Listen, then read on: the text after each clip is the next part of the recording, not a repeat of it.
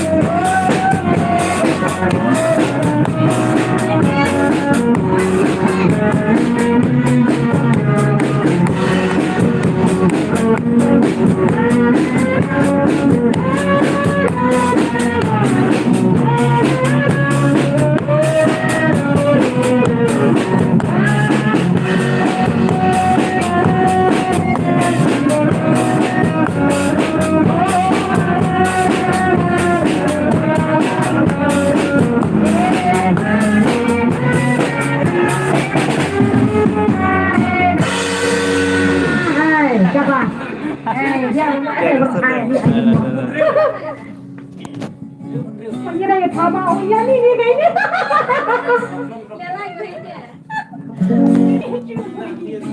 มาเที่ยวแล้วมาบ้านก้าอะไรเลยเนี่